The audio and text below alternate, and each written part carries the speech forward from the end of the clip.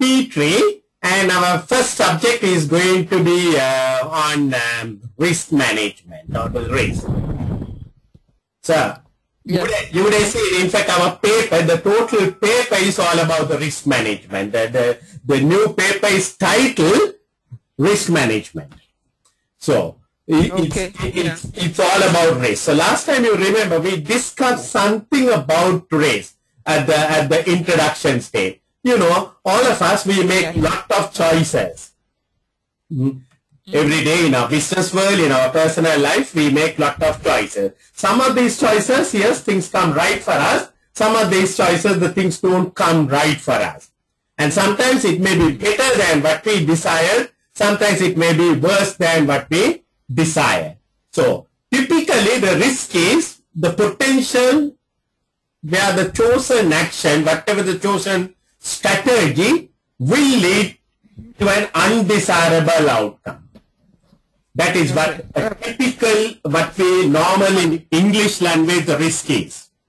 Kumar? Yeah. Give me a second. I need to answer call for my. Oh, okay. Sure. Right. Okay, don't worry. Nice. Hello. Oh, hi. Yes. I'm good, thanks. Okay. Oh, brilliant. No, not today. Right, okay. So, as I said, when we talk about risk in English language, according to the Oxford Dictionary, all that, it is a particular action that whatever we select, whatever we choose, ultimately ended up with something undesirable. Something which we not expect, something which we don't want to happen. But it so happen in our life, we do have. We might go and select the wrong job. We might go and select the wrong partner. We might go and select the wrong tutor. We might go and select the wrong career. And there can be lot of things. So that is what we call a risk. And what we don't want is that to happen. So in a typical way, that is what a risk is. But having said that one, when it comes to the business, we have two kinds of risk. Where the desirable result, that's right, it can be much more better than what we wanted. And that is exactly what the businesses should try and manage. We must reduce the downside risk and seize the opportunity for an upside risk. So this is what we will be looking today in a big way. And this is actually the whole paper I would say this. So first of all, as I said, what is the risk? So the second thing is what I said, the negative risk. Something which can go wrong. Can you think of it in your own organization, things going wrong? Things not working according to your plan? Well, I can think of maybe my foreign currency, because I do business and sometimes I get paid international currency. Right. You know, so the exchange rate will affect me adversely. Yes, exchange rate. Yes, that's a big risk, because you think of getting certain amount, but you get a lesser amount. Yeah, and also the risk of difference in culture is real for me. Oh, yes. Because, you know, I work from an international background where I have to work in different cultures, especially when you go into Africa. You know, different culture. Yeah. Affect You're right. So I think you're the right candidate for my P3, I think. So you are going to have a lot of practical things which is going to be very, very helpful for your strategic case study and your study. So as I said here, the upside risk is where things work for better than expected. Then we have the third one, what we call speculative risk. Things can be better, things can be worse. Okay. You launch a product, it can be much better than what we thought, it can be much worse than what we expected. So both possibilities are there all the time. So that is basically, in a nutshell, all about the business. We make choices. Choices can be better than what we thought, the results, or can be worse than what we thought. And that need to be properly managed. So there is something, a difference between what we call a risk and uncertainty. Risk is something, as you can see, which can be something what we can calculate. We say we take a calculated risk, right? We probably know that the each outcome, it can be 100,000 sale, it can be 200,000 sale, we know the outcome. What we don't know is the real actual outcome. We know that it has to be in this range, but what we don't know is it is X amount, or the X customers, or whatever, X production, right? That is all. So that is what we call a risk. We know the possible outcomes, what can happen. Today, at this moment, Sri Lanka, we had election, right? The presidential election just ended up the voting. So tonight it will be a night for some people to celebrate, some people to, you know, accept the defeat. So whatever it may be, still no one really knows the exact outcome. It's going to be a very, very close battle between the incumbent president and his rival candidate.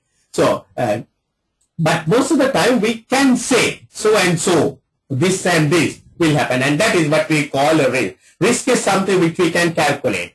On the other side of it, we have uncertainty. Uncertainty, we do not know the possible outcomes. We have absolutely no clue if we do this business where we will end up. And that's not a good position for you to be in Lovette, wherever. We should not do things with uncertainty. So uncertainty should be completely eliminated, knocked out. How do we do that one? Yeah. How do we do? Risk we can't eliminate. Risk we can only reduce. But uncertainty, I'm sure we have to eliminate it. We don't want uncertainty. We don't want to do something without knowing what is going to happen. Right? So that is basically what we need, is information and knowledge. Imagine you and I try to do some business where none of us have any knowledge about it. And none of us have any information about it. That is surely we are going on uncertainty. In Sri Lanka, we had a top-class businessman. I think he's in jail at the moment. But he was a businessman. You know, you go and tell him, look here, we can do this business. He will say, yes, we'll start. Another person will go and say, we will do this business. Yes, he will say, you will start. Without any knowledge, without any information, he started doing business. And ultimately, he ended up being the chairman of 300 odd companies. And ultimately, you can imagine, you know, can you manage 300 companies? Now, this is something, a classical example I have for corporate governance. Because he could not, even if he spends every day at board meetings, he can't attend more than one board meeting per year in a company. And can you guess what happened? It was a financial institution who started off, one by one, like a pack of cards, they started collapsing. And the poor man is in jail today. One of the top Sri Lankan businessmen. Why? Because he started doing things without that particular information and knowledge. And that is why we have something called information strategy, something called knowledge-based information. Knowledge is a very important one. We should not do anything. So this is what the difference between risk and uncertainty. Now, what is a risk? Risk is, how do risk comes up? Risk comes up because when you try to do something which is not really what you have been doing. If you do the same old thing, surely the risk is very little.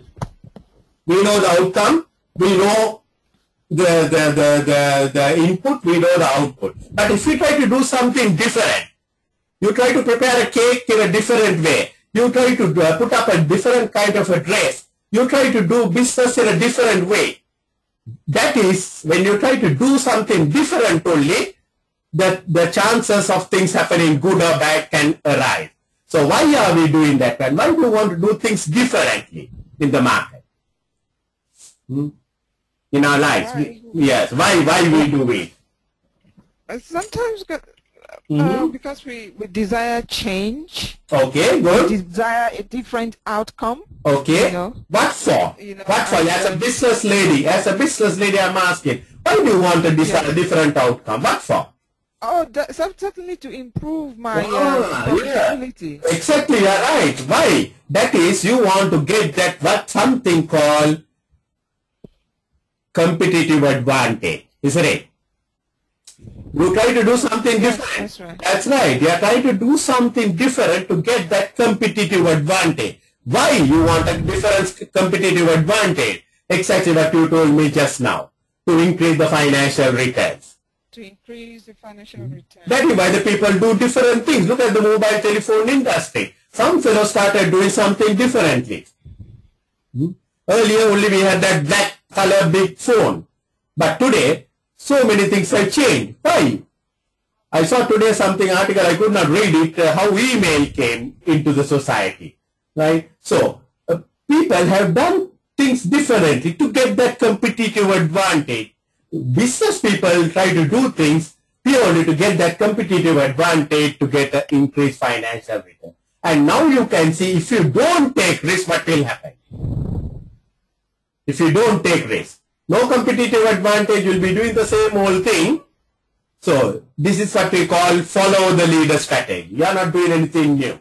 You are just doing all the time what you have been doing all the time. So no new things happening, right? Follow the leader strategy. So that is when you don't take risk.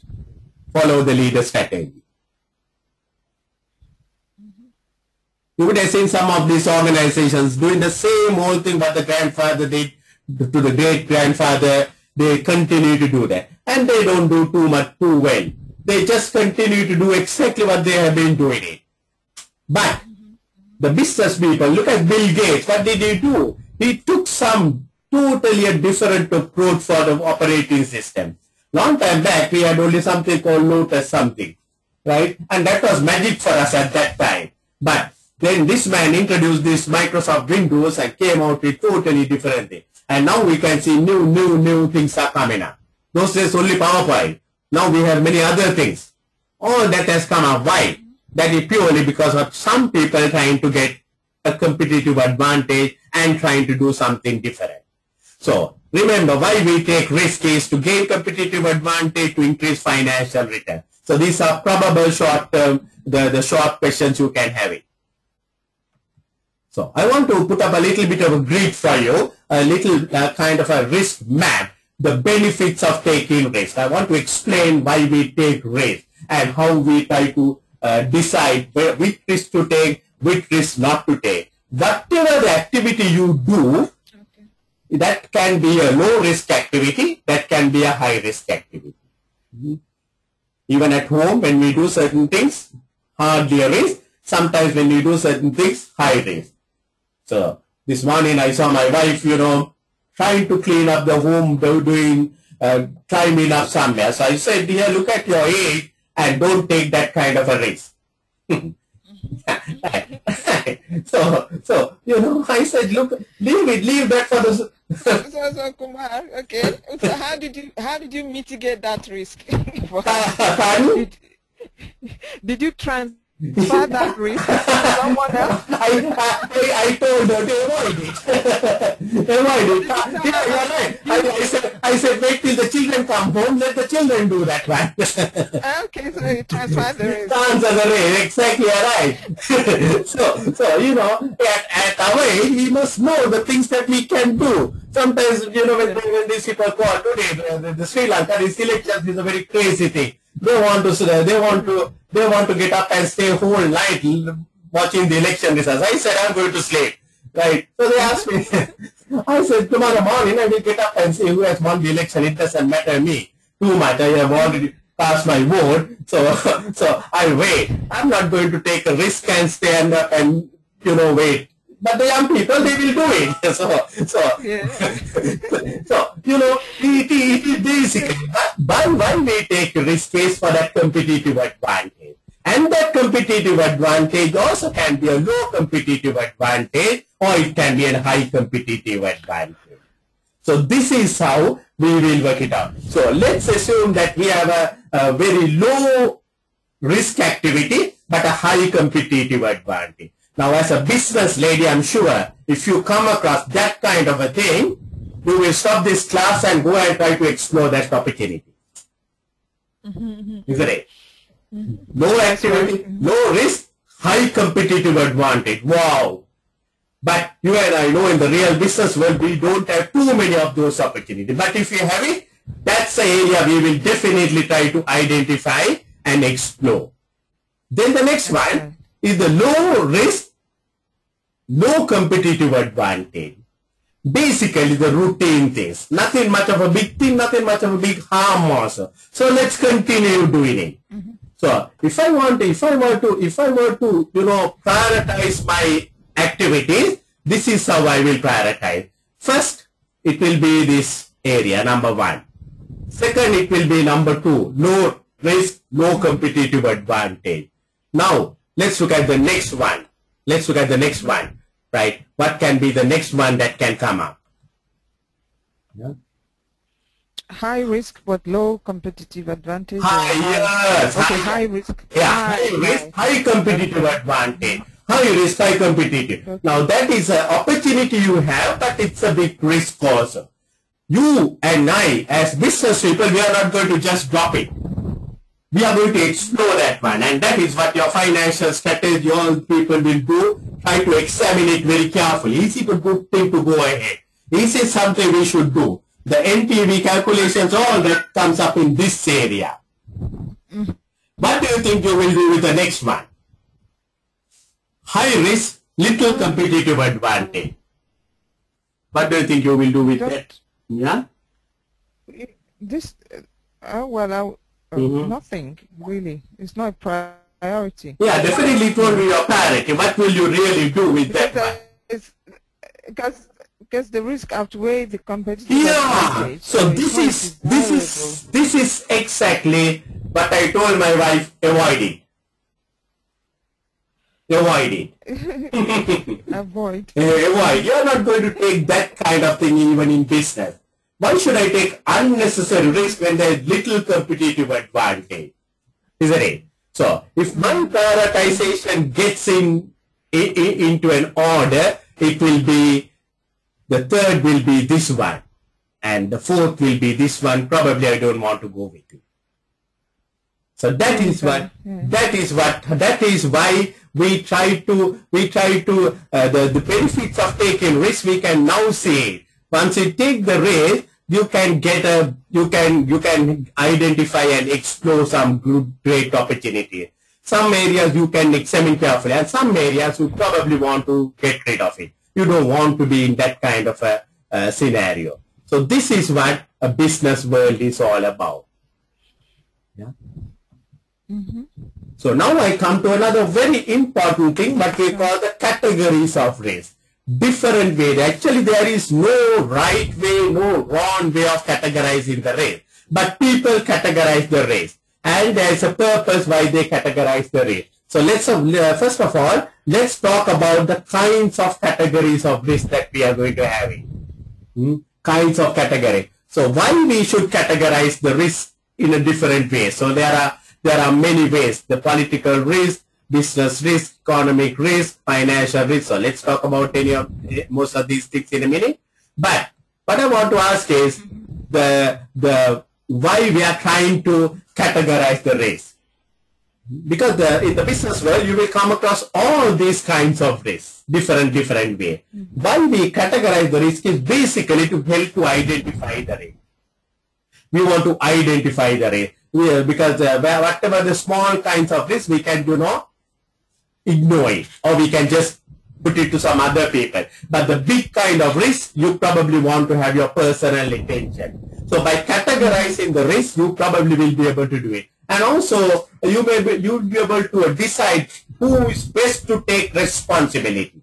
You know, if now you may be a very good person on the financial risk, the foreign exchange risk management, right? So it's good for you to handle that one rather than me trying to handle it, or all of us trying to handle it.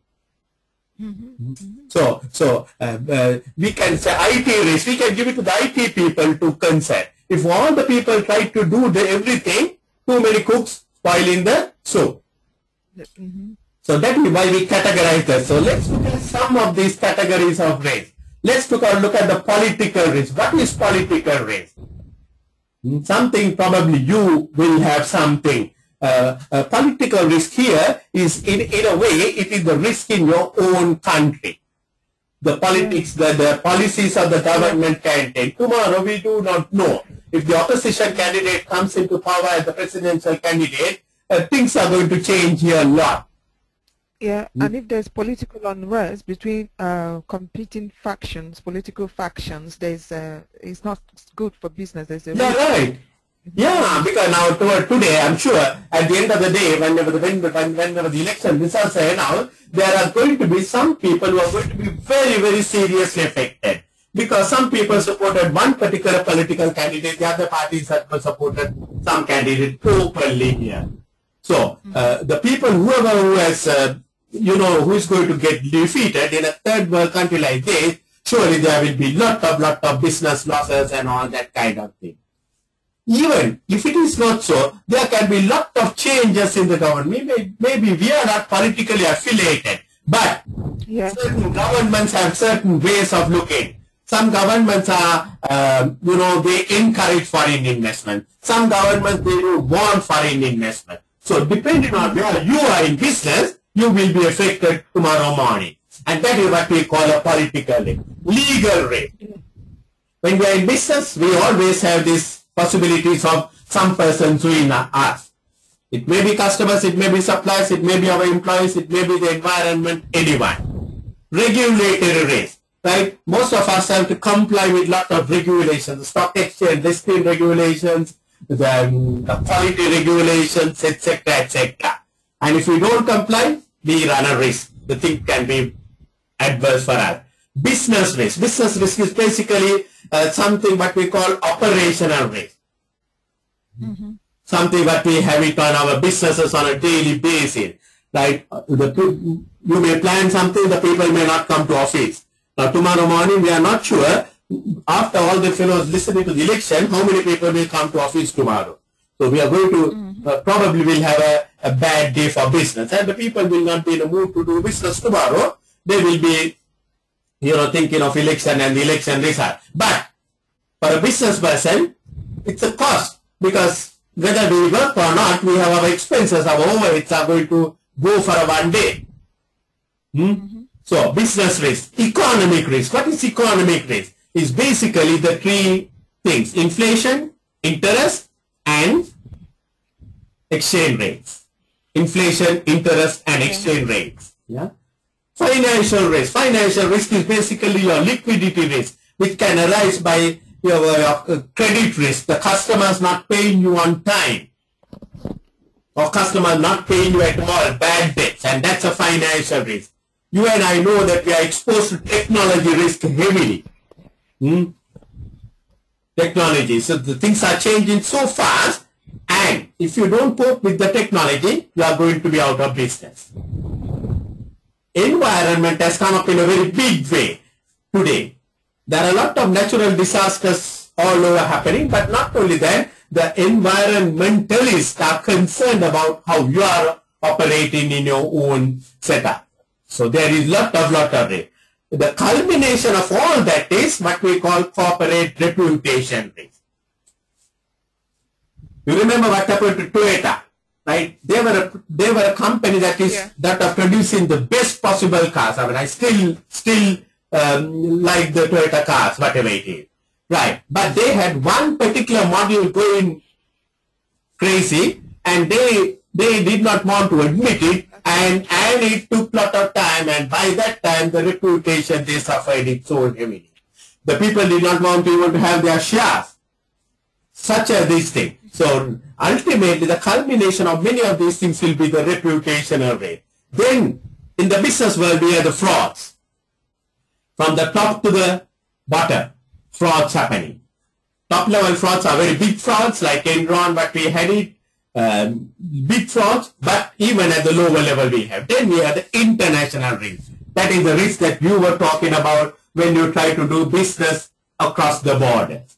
Exchange risk, culture risk, even political risk arising from those sections. Yeah. You try to do business in another country, and suddenly you find. So you have to mitigate all these kind of, and you must assign the responsibility for whoever who is an expert on that matter. So that is why we try to categorize the risk. So this is one way of categorizing risk, but there are many other ways. Another way of categorizing risk is strategic, operational, and business.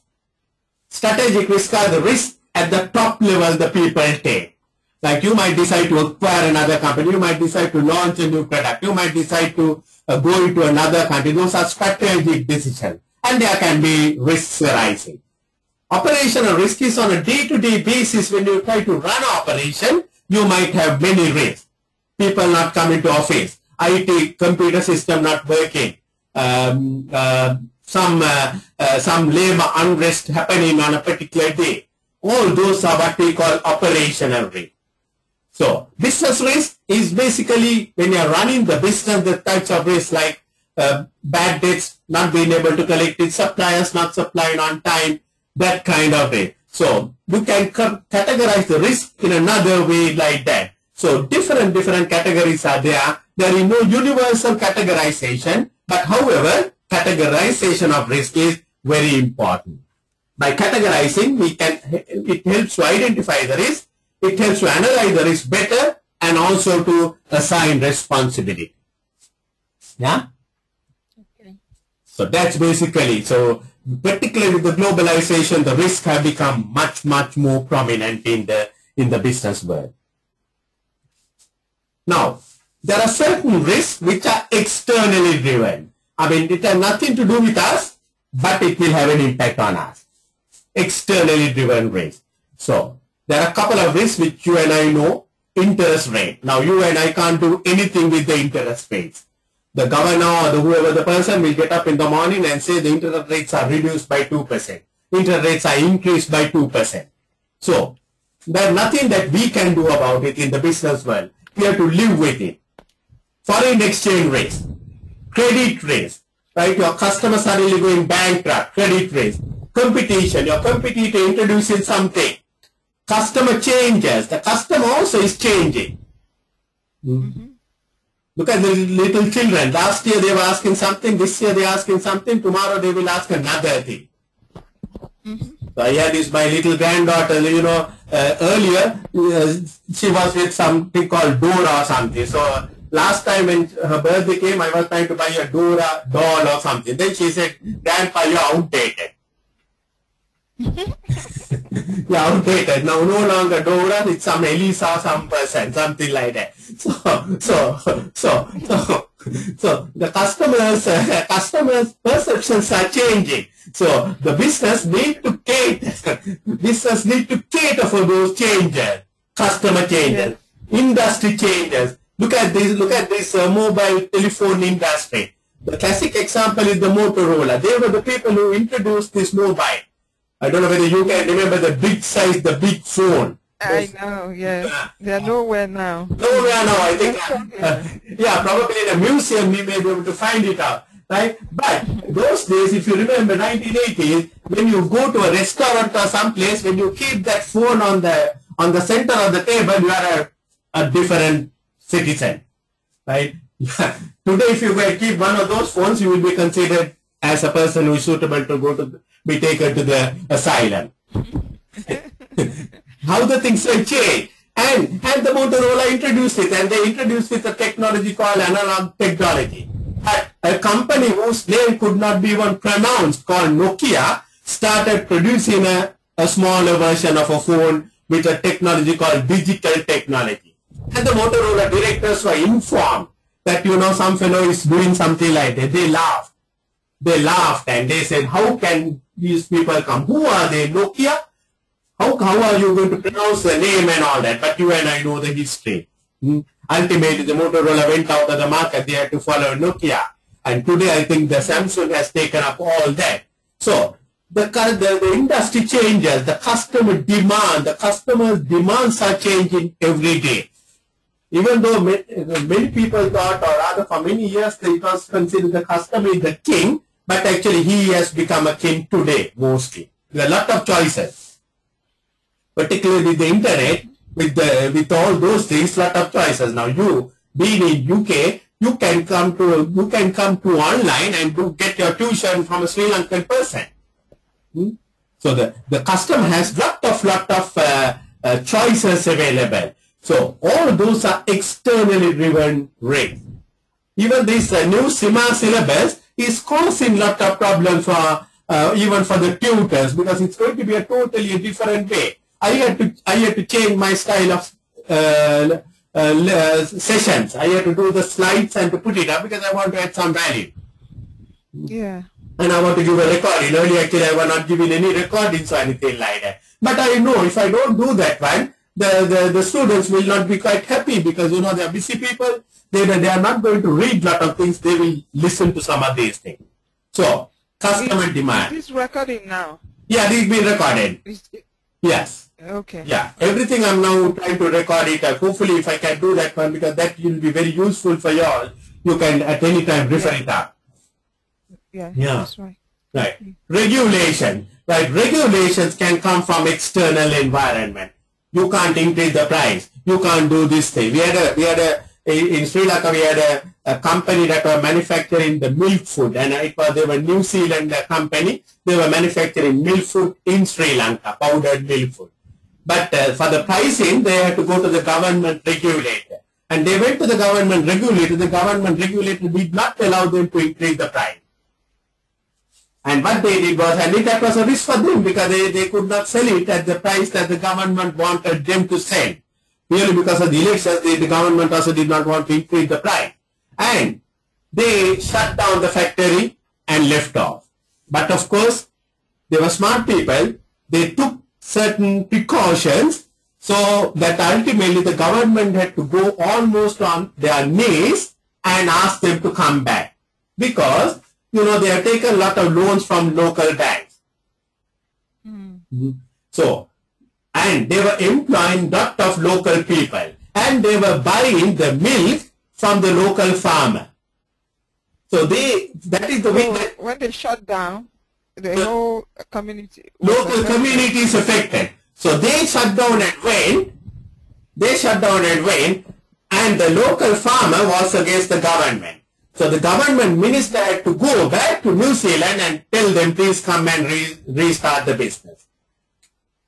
You know what I'm trying to say is, these are the ways that you minimize the risk by having good strategy. That was real pure smartness, pure good strategy. Like, they did not have to negotiate with the government. The government was forced to come to them because the local community was affected. The farmer could not sell his milk. Culture. You just discussed it. Culture. Culture can have big impacts on you. Right? They are externally driven rates. The environment. Something which we have no control. Tsunamis can come, the floods can come, and all those are. But having said all these external driven risks, no excuse, we have to manage it. That is why we have the interest rate swaps, foreign exchange hedging, credit policies, all that. We need to manage everything. Otherwise, we will be out of business very soon. So, even though it is external, see that it is managed. Then there are certain things what we call internally driven risks. They are almost our things. Basically, things that can cost us a lot of money, but it's our thing. Liquidity and cash flow. If you don't have money to pay your salaries by end of January, you are going to have a big risk. People may not come to office the next day. How come that risk come? It comes purely because you have not properly managed your cash flow. You have not had a good proper cash forecast. So that is an internally driven risk. Something that you should have handled it, which you did not handle it properly. Accounting controls and information. If you don't have proper controls on your accounting, it can end up with false reporting, misleading reporting, that kind of thing. I remember a long time back, I worked in a company, in a company in the sense government body dealing with water, the National Water Board. So the first year when I joined them, you know, when I prepared the financial statements, or rather when my people prepared it, I told them they had to provide depreciation. And after providing depreciation, because that's a standard, after providing depreciation, the account showed a big loss. And people did not like it, because the employees, including the 8,000 employees who are the key people, everyone was getting a bonus based on the profits. Now, when I prepared the financial statements, it ended up with a loss. And the people went really protesting against me, saying that I don't know how to prepare the financial statement. And yeah, and my predecessor has prepared in that way without showing the depreciation, showing a profit, because everyone was getting a big bonus. And that was in December, just before the Christmas, and the entire workforce was about to go on strike, or they were on strike, threatening to discontinue the water for the entire country. You can imagine my pride, right? One man trying how to fight the whole thing. And a lot of managers, lot of people came and told me, Kumar, why don't we do the way that the earlier people have done it? I said, no, how can I do that? Because that is against my code of ethics, that is against my professionalism. So yeah. I stood with what I did. But the president of the country at that time, I spoke to her, and then she spoke to me. She said, then we had a meeting at about 12 midnight, I can remember, because I could not even get out of the office. The fellows were blocking my vehicle, everything. So, but at about 12 midnight, I went and met the president of the country, and then she told, we came to a good agreement. She said, okay, you pay the bonus as an advance. If your accounts are correct, we will deduct it. If the accounts are not correct, let them have it. So finally, the Auditor General, the Sri Lankan Auditor General audited the accounts and said my accounts are correct. So we recovered the thing. But thereafter, people knew that it was the right way. So false information, false accounting controls, recruitment. You recruit the wrong person, you are in trouble. If you don't manage your supply chain, you are in trouble. If you don't do enough research and development, if you don't innovate new products, if you go on doing the same old thing, you are in trouble. Employees, if you don't care for your employees, you are in trouble. Products, you must be continuously looking at the quality of the product and the product development. Properties, right? Maintain your properties, maintain your plant, maintain your equipment. These are even your computers. Look at your computers. If you don't have proper controls, you are in real crisis. So manage everything. So actually those are all external driven risk, internal driven risk. If you know how to manage, you are okay. You can see this last picture, the customer service. If you don't have a good fellow managing your customer service, you are going to have a big queue with frowning people all over. See that lady in that blue color, she looks really angry. Something is not happening. Yeah, something is not happening because, you know, people want good service all the time. And actually, those two slides, if you know how to manage it, I'll tell you where done your PP. So, risk management. Risk management is basically all of us live in a world with risk. You know, when you try to cross the road, you always have a risk. Some fellow can come and knock you out. But just because that you may get knocked out, you are not going to wait without crossing the road. You will cross the road. But how do you cross the road? You will take lot of precautions. You will go to a pedestrian crossing. You will wait till the red light comes up, all that, and then you will start crossing. So, that is the way that we manage the risk management. Like this fellow, it's a tight rope that we are walking about in business, Lovette. If we rightly manage it, we can walk it through. If we wrongly manage it, we will fall. And that's the difference between the success of business and a failure of business. We have to manage the risk. So, I have given the definition in little way. This is the similar definition, but I have split into little sentences. It is a process of understanding. What do you mean by process? It's a continuous one. You know, risk management is not something which we can do it on 1st of January and say we have done it for the year. It's a process. It's a process of, it's a continuous understanding of the risk that we are going to face in the world and manage the risk in the business. Whatever the risk, every day we are going to have a new risk coming up. Yesterday's risk is not tomorrow's risk. We have to identify it and manage the risk. And whatever the risk, we are going to manage is what the organization is subject to. Don't try to manage the neighbor's risk. Don't try to manage the risk of the Chinese government. The risk that which we are figured out, the risk which can have an impact upon my cash flow, the risk which can have an impact upon my performance, the risk which I can have an impact upon my statement of financial procedure. Those are the risks that we should be managing. In other words, whatever that is going to have an impact upon my trying to achieve my corporate objective. Now that is what risk management is, and that's in a nutshell all your paper is. So let's talk about benefits of risk management. If you manage your risk well, what is going to happen? So actually the number one thing is your cash flow becomes very predictable. The worst thing that can happen to a business is to have an unpredictable cash flow. You think that end of the month you are going to have money, but when you get up in the morning on the end of the month, you don't have money. So looking for right timing of cash flows and having that right cash flow at the right time at 5 o'clock in the evening is critical for you. And that is what the benefits of risk management is. We know this particular customer is not going to pay me, and therefore I have to go to a bank and get my money right. This particular transaction is not going to bring me the local equivalent because the foreign exchange, the currency has dropped and I'm going to get less amount. So I must manage it. So that is why the risk management. The moment you try to identify, you know how to do it.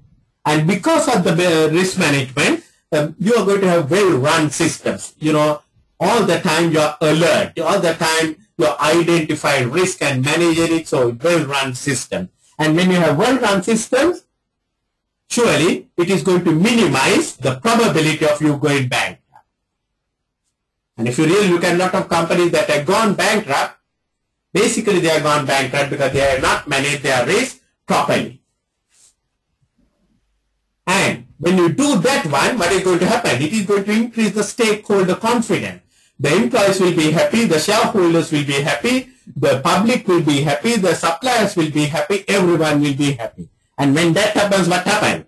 Your shareholder wealth, the company value will go up. So what is the approach for risk management? What's the approach for risk management? Now this is something every company should be looking like this and figuring out how are we going to manage our risk. So the board should be focusing not only on negative risk. Some boards are really focusing only on the negative. Oh, don't do that. Don't do that. It's like some mothers. You know, the mothers are mostly like that. Oh, don't do this child. Don't do that child. Don't do this thing. Sometimes you really kill their the innovativeness in the child because you always think about the negative side of it. And of course, the risk approach, you must try to limit uncertainty. How do you do that one? Knowledge and information. Get right knowledge, get the right people. That is why we recruit right people. If you are going to do a IT business, get the right people. If you are going to do a medicine profession, get the right doctors.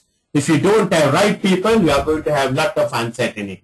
So that is why we get the knowledge. We have to get the information and manage speculative risk to get that best possible positive outcome. And by doing that, you are going to increase the shareholder value. And the risk management is dependent on two things. One is the management perception of risk. And the other thing is the appetite.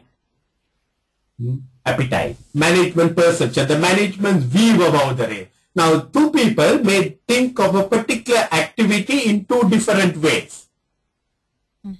You might think, this is a good opportunity, let's go with it. I might think, no, my God, this is a very risky one. So because the human beings, we tend to think differently, which is good.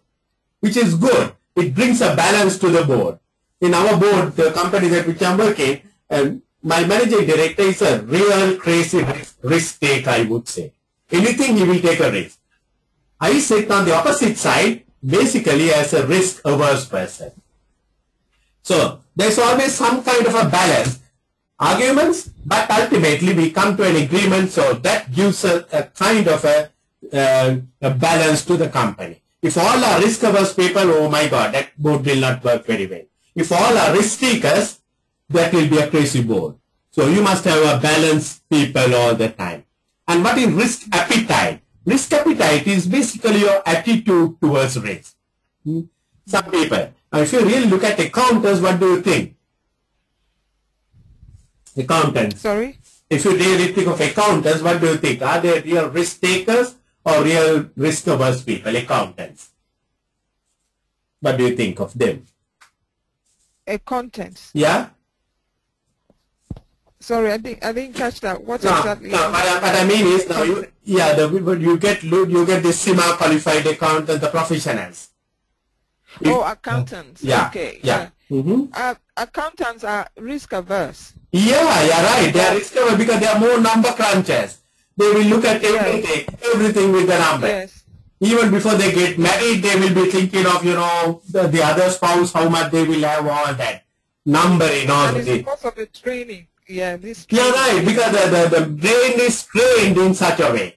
On everything, you try to look at the negative side of it and you try to calculate everything and, you are not prepared to take. So naturally, they are risk averse people. On the other hand, if you take the marketing people, they are risk takers. They want to launch a product, they want to go ahead and do this, that and the other. So you get different characters in business and you need all these fellows. So, risk management strategy I want to talk about. So, basically, the business strategy, every company must have a business strategy. Ultimately, the business strategy is only going to achieve your business objective. And that business strategy should be linked to what we call risk appetite. Risk appetite, right? So, the risk appetite and the business strategy should be ultimately linked to your risk strategy. So the business strategy and your risk strategy should go hand to hand. Right. And what is a risk appetite? Risk appetite is made up of two components. There are two components on the risk appetite. One is your risk attitude. As I said, there are some people who are risk averse people. There are some people who are risk seekers. The other one is your risk capacity. Risk capacity. You may want to take risk, but you don't have resources. I may be a person, I want to double up in the share market and make money, but I don't have the capacity. So the risk appetite is dependent on two things. So every business must decide at the board level what is our risk appetite. Even though we try to categorize people, Lovette saying some are risk averse people, some are risk seekers, actually, if you really look at it, it happens the other, the same set of people, on one particular circumstance, they may be risk averse. On one particular circumstance, the same board may be risk seekers. Let me give an example, right? You are going to launch a product, a new product. Everyone says, yes, very good. So we are very risk seekers. We want to take the risk and we go with launching the product. But the same board sitting on another matter, one of the suppliers have filed a case against you, a litigation. Now there, the same board may take a different approach. Oh, don't take a risk. Don't go to courts and fight the case. There can be a lot of reputational risk. Let's settle it outside. You mean, but you can understand what I mean, right? At different circumstances. So what I'm trying to say is, particularly it can come up in your case study, even it can be coming up in OK question, right? The same board sitting on two different things, they can be risk averse, they can be risk seekers. And all depends, again, on your risk capacity. Some fellow had filed an action against me for $500,000. I may not have money to pay $500,000. So in that case, my risk capacity will limit me. I can't do anything beyond that. So it all depends on your capacity and everything. So sometimes we have to say we have to live with it. Ultimately, whatever we do, there is some kind of a risk, but is ultimately balanced, residual risk. We can't manage everything. There's some risk that ultimately all of us will have to accept and live with it. And that is what we call residual risk. So your risk management strategy will be linked with the business strategy depending on your risk appetite, but it will leave a residual risk all the time. So never expect you to have a zero risk situation in your business. So the risk attitude, so there are, you can see the 4 fellows. There are 4 types of people in the business world for the risk attitude. Fatalist, right? They think, you know, this risk management is absurd thing because none of us have any control over what is going to happen. Why should we spend time on risk management and all that? Take it as it comes up, right? Because they believe everything is beyond their control, that they can't do anything about it, useless. So that's one category of people. Then we get another category of hierarchies who are basically, you know, they are the real bureaucrats. They want everything on formal procedures. Otherwise, they will even not sit in a board. They want everything through formal procedures. Have you done this thing? Have you evaluated, analyzed, all sorts of questions? They will ask for it. So that's another kind of a category. Then we have the individualists. They are the real, this entrepreneur kind of people. They try to control the environment rather than letting the environment control them. They don't take too much of a life seriously. They say, let's go with it. Let's go with it. I remember I had a director a long time back in a company, and you know, we had a big tree growing inside the compound, and the electricity, national electricity provider, he came to cut down that tree because they came and cut down the tree, saying because it is going to hit the electrical wires and that is dangerous to the environment. So this director gave me a call and said, Kumar, don't allow them to cut that tree. I like that tree. I want that tree to be there. So I said, sir, you can't do that one because that is having an impact on the society, impact on the environment, impact on the neighborhood. They are going to cut it. No, don't allow. So that was his style of risk attitude, you know. They try to control the environment. These are basically the sole trader kind of people. Then we get the type of a person who probably that I belong to. I try to transfer the risk or share the risk. I don't want to take too much of risk because I don't have too much of a capacity. So probably that's the other category. So these are the 4 viewpoints on risk attitudes. So good short question that can hammer. Okay. So risk attitude is basically one way to avoid the risk, right? That is, in other words, they go up to a point and they will say enough is enough, and they will avoid it unless, remember, even though I say they are going to avoid it, unless they can get good compensation, right? If they say yes, you do this thing, you can get a higher return, they might consider, but generally they will try to avoid it. On the other hand, the risk averse people. Risk averse people. Pardon? We have looked at more than 4 categories now. No, that is the 4 types of people, but now I'm talking about the theory part of it.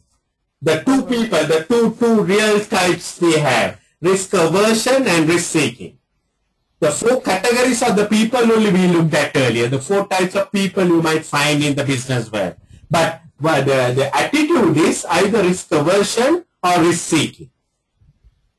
Okay. Risk aversion means basically you try to avoid the risk. Risk seeking means basically you are looking at the return all the time. How much return can I get? They are not thinking about the risk. They are thinking all the time return. How much return can I get?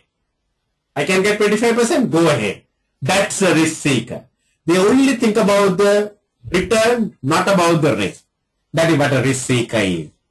So generally the risk averse organizations, they will tolerate risk up to a particular point. And they say no. Not good. We don't want to go beyond this. So again you can see the underlying assumption is every organization takes risk. There is no organization that we can say they are not going to take risk. The difference is the risk averse organization will take risk up to a particular point, nothing more. Okay. Nothing more. Maximum investment is 100 million, nothing more. That's all. The risk the risk seeking, they will ask, okay, 200 million, no harm, no problem, but how much are you going to pay me?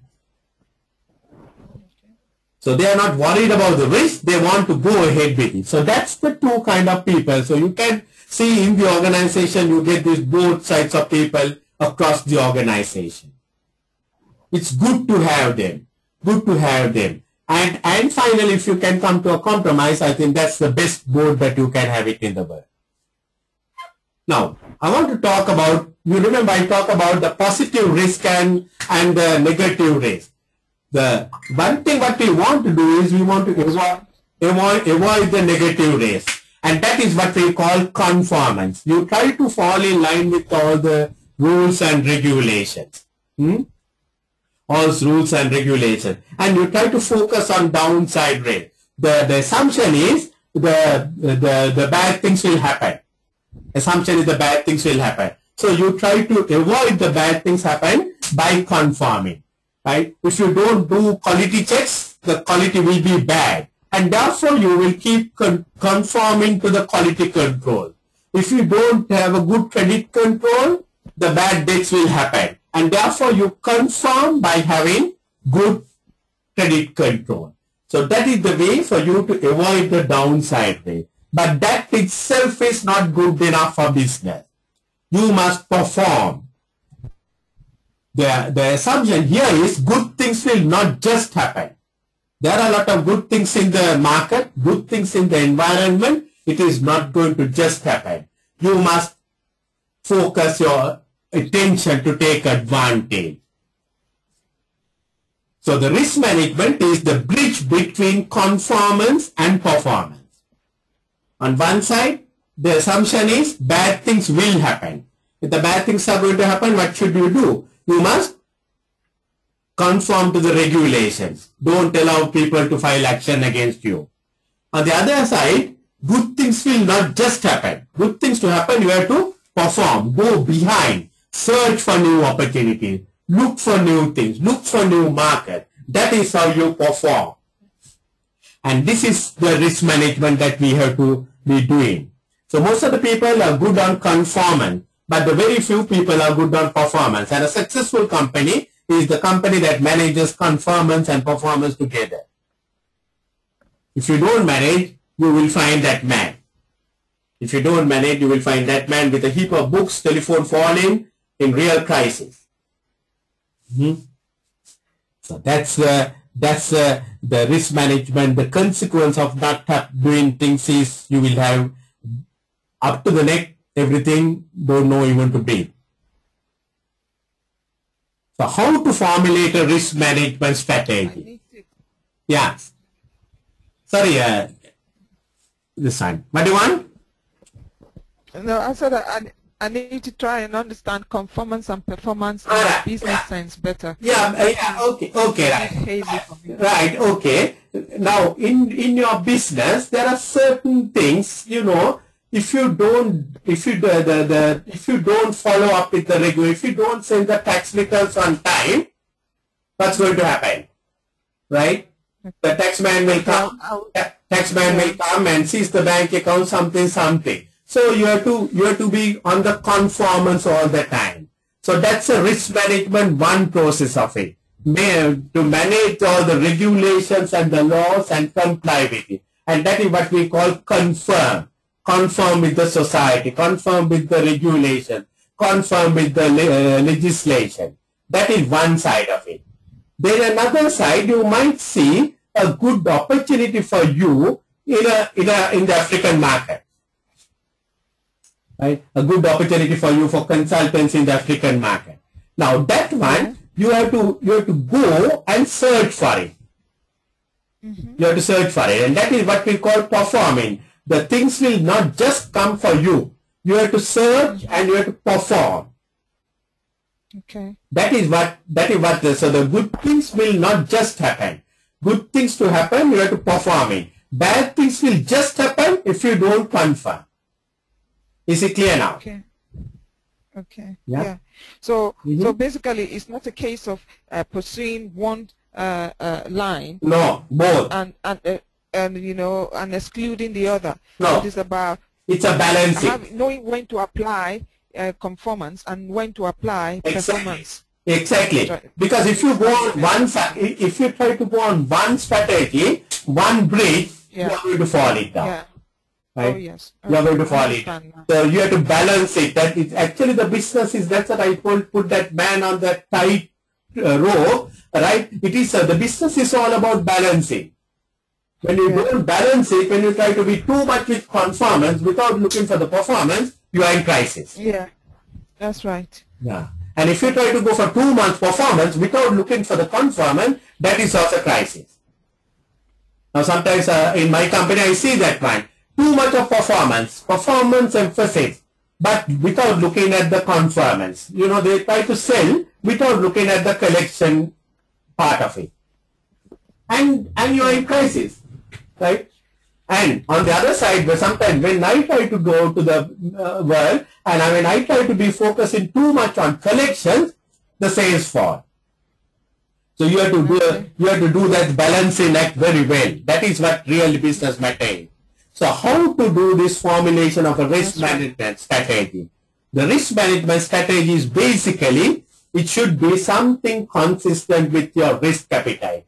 Remember what is risk appetite? Your risk attitude and risk capacity. Now look at a bank, for example. Bank, right? Bank, they can't do what you and I do in business. They have to be very conservative. Because they are dealing with others' money. So before they lend, they have to check it and see to whom they are going to give and whether they can recover on time, all that. But you and I, as business people, we have a different attitude towards taking the risk. So generally you will find in a bank a very conservative set of board of directors. Yeah. They have to because they are in a different world. But if you look at IT consultancy or something, marketing consultancy, they are real crazy risk takers. There's nothing wrong. You need both these categories. So your risk management strategy must be very consistent with your risk appetite. Risk appetite is risk capacity and risk attitude.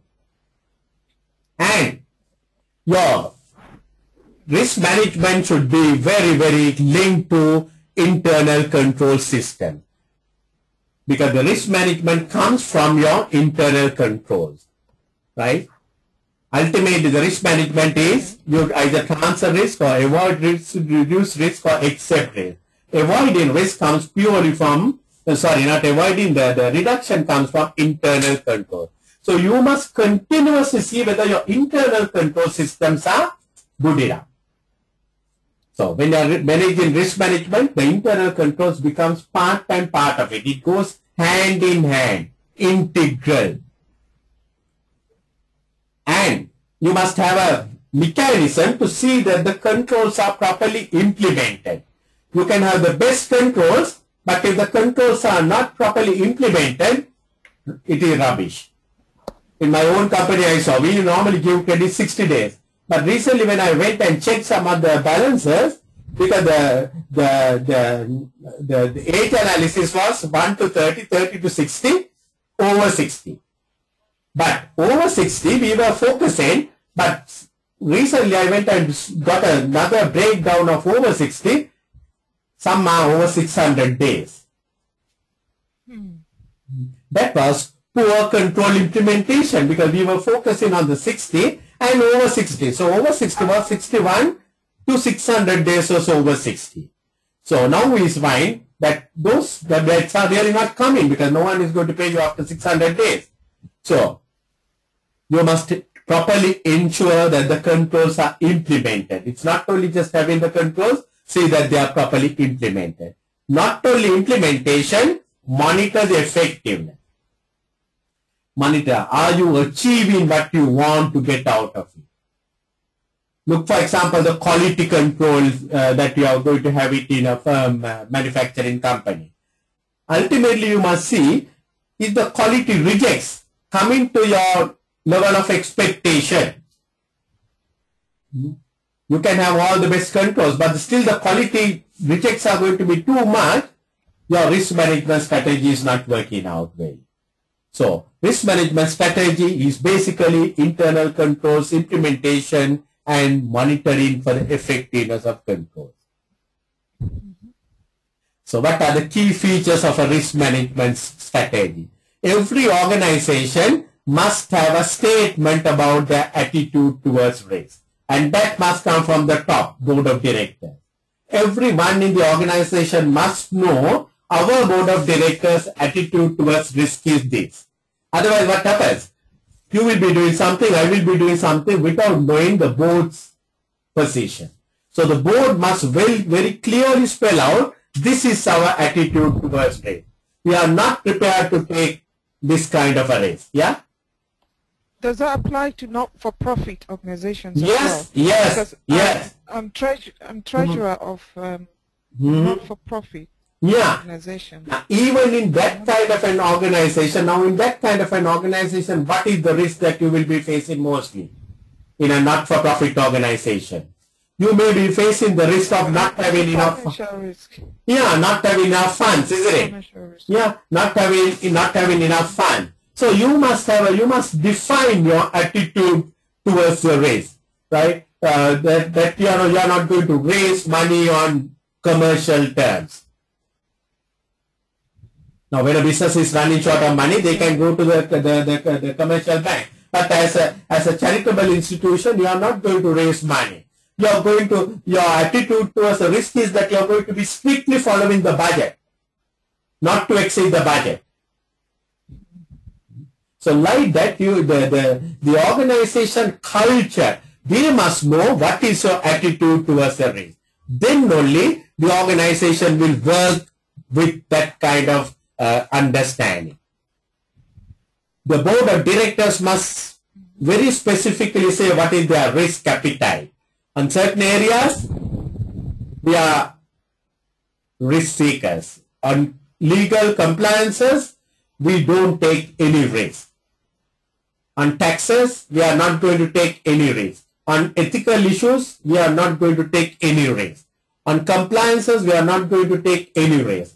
On launching new products, we are prepared to take risks. That kind of a risk appetite statement is very important. That is again the board's responsibility. What are the objectives of a risk management strategy? Finally, why are we having a risk management strategy? Right? Risk management strategy we should be having for a purpose, that is to achieve our corporate objectives. So it must be spelled out very clearly so that everyone knows. And very importantly, arising from all that is, there is an expected behavior and culture of individuals towards risk. Now, there was a Topsima question last time or one before last. There was a business, a particular developing country. They were able to get a big business from one of the foreign governments, and business was something like $200 million or something like that. And this man who went in to negotiate offered a bribe of $1 million or $2 million to the particular minister. And the minister accepted the promise and offered them this 200 million contract. This man was very happy to the man who went to do the thing because he had got a 200 million business. So he came running to his board of directors and said, hey, I got that 200 million offer. The board was also very happy till this man told we have to pay 2 million to the minister. Then the board said, crazy. Our policy is we are not going to give any bribes. And that was the culture in that organization. But unfortunately, that man did not know about that culture. Whose fault is that? Whose fault is that? The fault is of the director. No statement. No statement, no communication. That man was just sent to get the business. He got the business, paying 2 million. Right? So that was crazy. So that is purely, so your risk management strategy must be very, very clear, transparent. Everyone knows. No ambiguity, no vagueness in the whole thing. And management must take responsibility towards risk management strategy. The board of directors, they must accept the risk management strategy is their property. They own it. That's what. And There must be a way of measurement of the risk management strategy. Ultimately, it's the KPIs, it's the performance indicators. Are we getting what we want out of the risk management strategy? Even with your risk management strategy, too many frauds are happening. Surely your risk management strategy is not working. Even with your risk management strategy, if an IT system is failing all 365 days, surely your risk management strategy is not working. Even with your risk management strategy, your bad debts are going to rise up. It's not going to work it out. Even with your risk management strategy, your suppliers are not supplying goods on time. Your risk management strategy is not working out. So you must have performance indicators, and that is the key features of a risk management strategy. So I want to discuss something. The CIMA has put up something called a risk management cycle.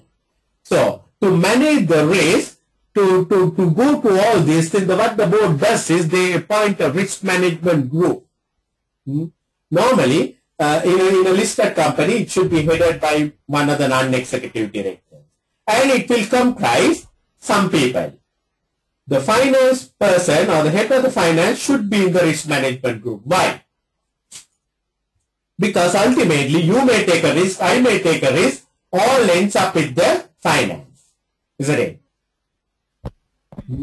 Whatever the risk that you take, I take, the end result is reflected in the financial statements and the financial performance. And therefore, the finance people should be in the risk management group. Then most of the risk arise mainly from your income sources, the sales. So the sales people, sales head should be in the risk management group. Then the risk arises mainly from the planning, poor planning. So the planners must be in the risk management group. Okay. So then some of the operational people should be in the risk management group. IT people should be in the risk management. When I say people, it's not too many. Maybe the IT representative, sales rep, the key people. What do you think the internal auditor? Should he be in the risk management group or not? He should be. Yeah. Because he is in charge of controls. You're right. And so there is, okay. To the control function. Right, very good. Yeah, because one school of thought is that the internal auditor should be part of, because that is his job. He is there to review all the control. So rather than him doing it separately, let him do with the team. But another school of thought is, don't put the fellow inside, because if you put the fellow inside, he also becomes part of this group and he doesn't have that independent way. Okay, I see. Yeah. So two schools of thought, both are right. Both are right. Some put the internal auditor inside, some keep the internal auditor out, so that he can even review the risk management group. If he's part of the risk management group, he can review those fellows. So the two schools of thought, I prefer not to have the fellow inside the group, so that he can have another overview, another separate independent view. But both the schools of thoughts are accepted. So having said about the risk management group, it is the main things are, first of all, identify the risk. Identify the key risk. So how do you identify the risk? Now whatever the risk that is affecting your organization, you should be able to identify. That is your number one. So this risk management group's task is to identify the risk. Identify the risk areas. So what are how do you identify? Now how in your own business, you have to have a mechanism to identify the risk before it happens. How do you do that one in a big organization? How do it must have, well, since you formed a group and then they must meet regularly to assess each person. Yeah, right. You can find groups in their own area. You can even have brainstorming sessions, isn't it? Yeah. Put all the people into a room and ask them, okay, what are the risks you are facing? So they will come out with lot of things. You can get a customer feedback. Customer feedback, customer survey. And then you will know. The Singapore Airlines chairman, I'm told, the Singapore Airlines, the chief executive, I'm told his only job is to look at every passenger's comments on the flight. He goes to every passenger comments the feedback that is given by the passengers. And I'm told that is his only job. And that's right. Because that will tell him all the risks that the airline is facing. It will say this crew was bad, that food was bad, this service was good, everything. So what more? So the feedback is a best way to identify your risk. Maybe your customer service, maybe independent consultancy, right? Maybe your competitor behaviors, all sorts of things. There are many ways we can identify. The moment you identify the key risk, what is the next thing? You must assess the scale of risk. The scale of risk. The size of the risk. So the size of the risk will depend on two things, the impact and the probability of it happening, the frequency. Some risks are very big, but the probability of that happening may be very, very minimal. Sri Lanka suffered a huge risk or huge thing in 2004 when the tsunami came to Sri Lanka. But the impact was very huge. But the probability of it happening could be very, very, because the first time that the tsunami happened for Sri Lanka, and so far, thank God, after that, nothing happened. But the impact was so heavy. So similarly, in certain businesses, yeah, the impact could be big. Probability may be little. Impact could be little. The probability may be very high. Like petty cash frauds. Petty cash frauds, it can happen in dozens and thousands. But the impact may be very little. Because the amounts involved may be not too much. So the moment you identify the risk, next thing is to put up your scale of risk. And then the next thing is develop your risk response strategy.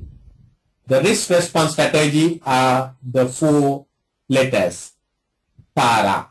Can you remember TARA? Yes. Transfer. Answer, avoid, reduce, accept. Reduce and accept. Yeah. Those are the 4 responses that we have. Answer, avoid, reduce, accept. So you have to develop the risk response strategy depending on your scale of risk. Either you will transfer the risk, you will avoid the risk, you will reduce the risk, or you will accept it. And the moment you do that risk response strategy, next thing is to implement it. How do you implement something? How do you implement something? To implement, you have to communicate and assign the responsibilities, isn't it? Yeah. You communicate and assign the responsibility. Assign responsibility. And then once you assign responsibilities, you must see the monitoring part of it. Monitoring. See whether it is happening. Whether what you told, whether he has done it. 3 months back or 6 months back in Sri Lanka, we had a big building going up on fire. And they have put out the building, they have just shifted something, and the responsibility to get the insurance cover was assigned to a particular person, but unfortunately that person has not done that. And the building went on fire. $6 million went on fire, no insurance. Poor monitoring. So because the man who assigned the responsibility should have checked and to see whether that fellow had done it. And once you do that one, you will find some of the strategies are working, some of the strategies are not working. So you review and refine the process. Some are working, it's all right. Some are not working. So we have to put up a new strategy. Right? We try to answer it. No, that is not working. Now we have to avoid it. Something like that. So you review and refine the process. And it's a cycle. After that, again, you have new risk. Go on with the same cycle. And to do all that, what do you require? At every level, you need information. Every level, you need information. Without information, you can't identify risk. Without information, you can't assess risk. Without information, you can't develop the risk response strategy. Without information, you can't implement. Without information, you can't monitor. Without information, you can't review. So this is the SIMA risk management cycle. So 1, 2, 3, 4, 5, 6, and 7. There are 7 elements in the SIMA risk management cycle. 1, 2, 3, 4, 5, 6, 7. All these 7 needs information. So this is one model the businesses can use to manage the risk management. Identify, assess, develop, implement, monitor, and review and refine. Right? So that's so number 1 will be setting up the risk management group. Yeah, number 1, 2, identify risk. 3, assess the scale of risk. 4, develop the risk response strategy. That's number 2. Pardon? Number 2 is that number 1. Number 1 is risk management group. Number 1, the setting up of the risk management group, yes. Right. Number 2, identify risk areas. That's right. Yeah. Number 3, assess scale of risk. Number 4, development of risk response strategy. Number 5, implement the strategy. Number 6, monitor the strategy. Number 7, review and refine. That's right. So those are the 7. At every key point, you need information. You need information. At the very center of all that is information. So what you can see from this is without information, your risk management strategy is not going to work. At every level, you need information. So this is one model which can be used up. Okay. This is one model which can be used up, which is a very useful model. So the risk management strategy should be ultimately the risk that you are going to identify is all to do with your business strategy. Don't think of all what's happening to the neighbor. Don't think what is happening to the Japan. Think of all what is risk concerned with your business strategy. If you are not selling credit, for example, you are not going to have the credit risk. So that's not a risk that you should be worried about, even trying to scale it up. Because you are a supermarket, you are not giving credit. Right? Okay. So that is what it means by linking up with the business strategy. Now the next one is something what we call the COSO model. That's another model we have.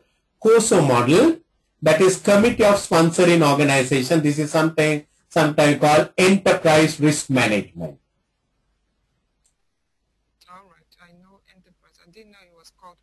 COSO, yeah, it is called COSO. It is called Enterprise Risk Management. This is the other model. So let's talk about this model also for a little, right? So basically, yeah.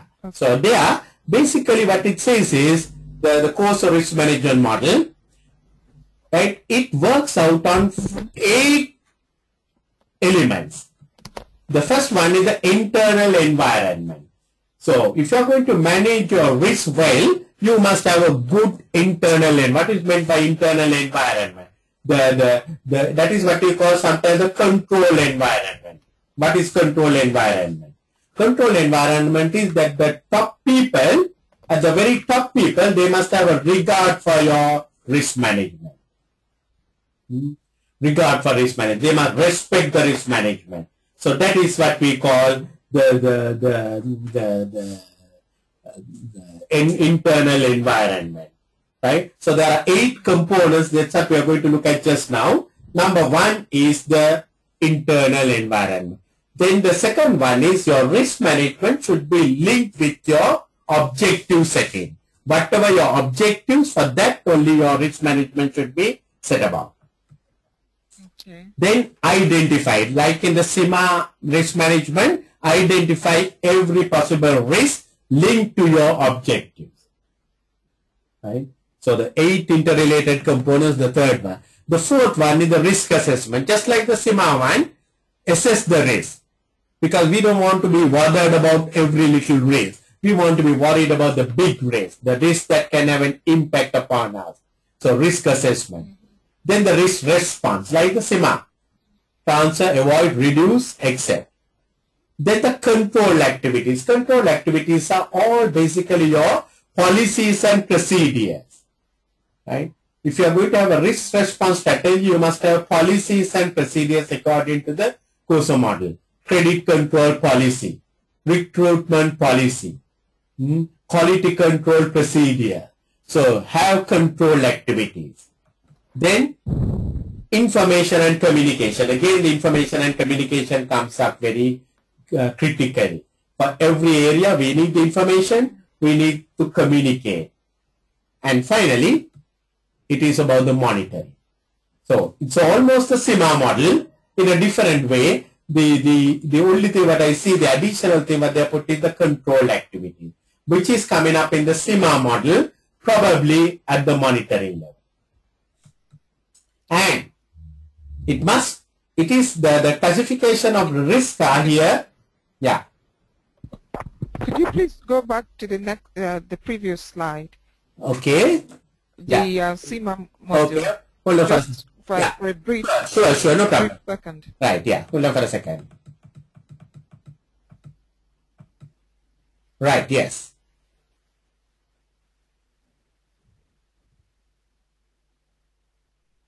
Yeah, the screen? Okay, here we have implement strategy and allocate resources. That's right, yes, yeah. That is what we call, information. That's correct. Yeah, that is what we saw in the other one there, because the control activities, information and communication.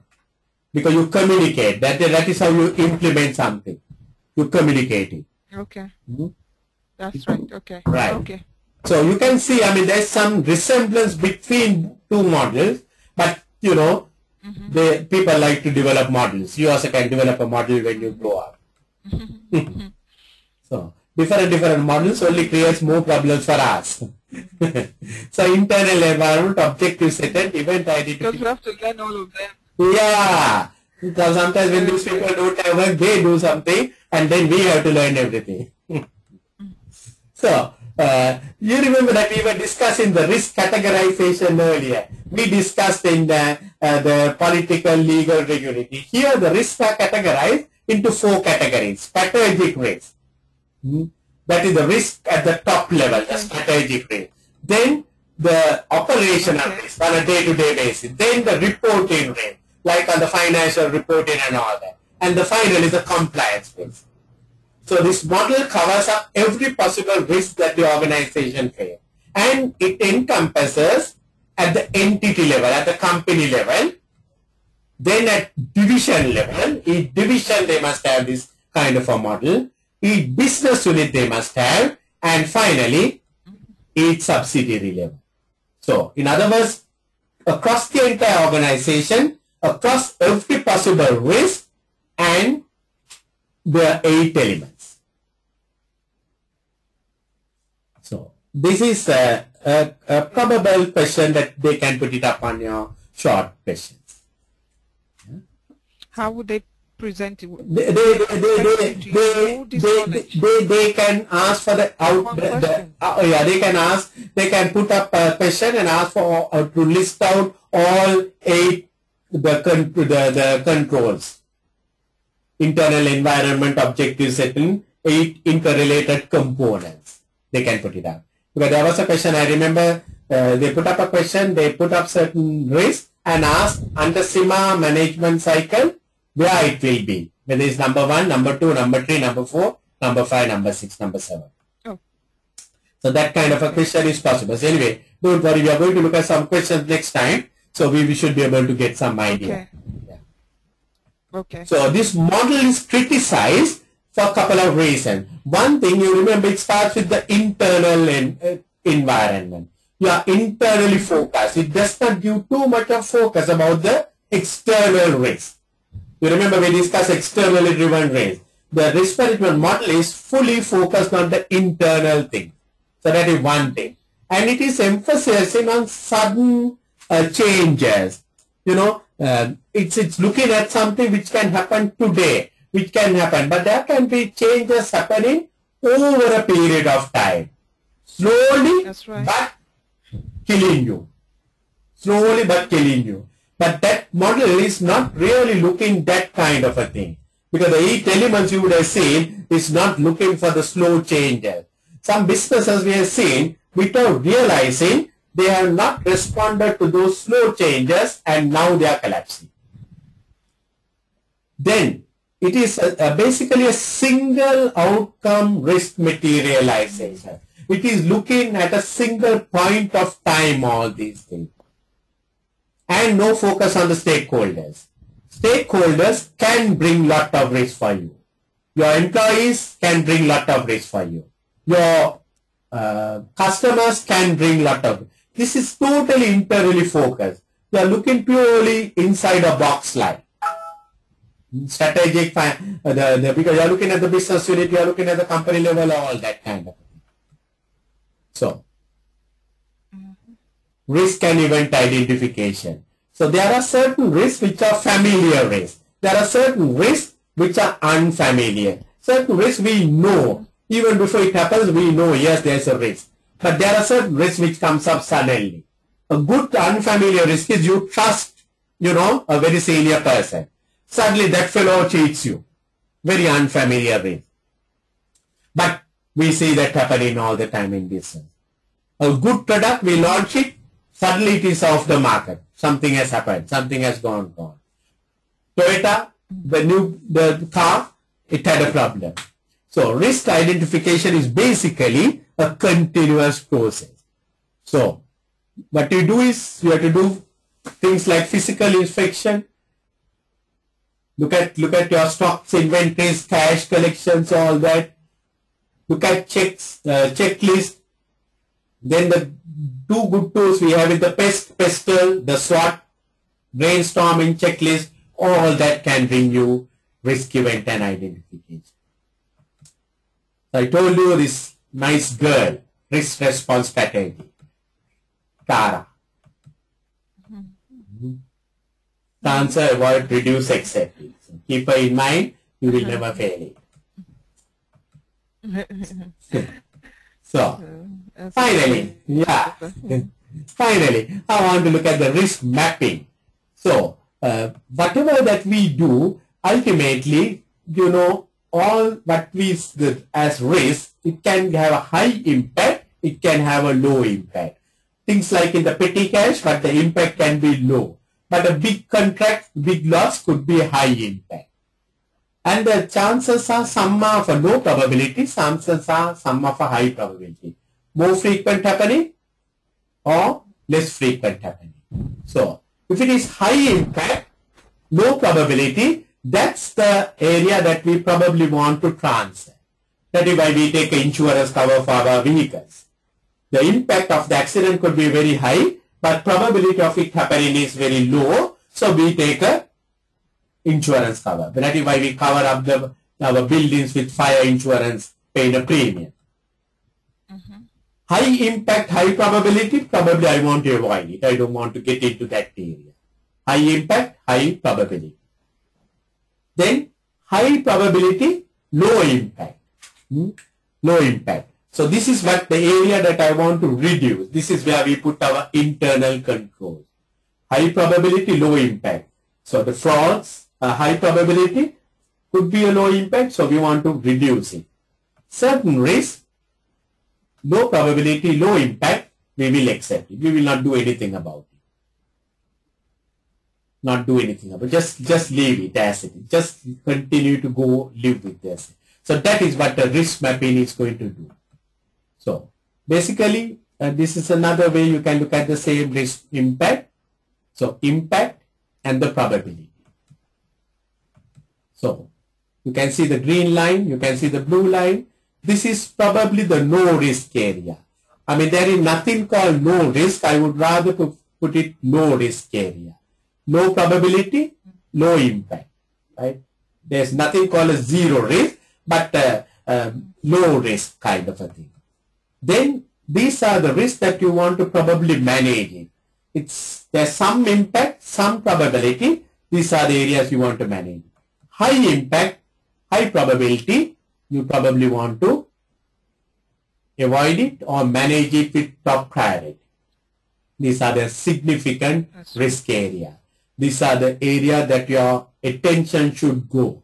Your eyes should be on this area all the time. Significant risk. So this is another way for you to put the chart. Right. So we have come to the end of the risk management.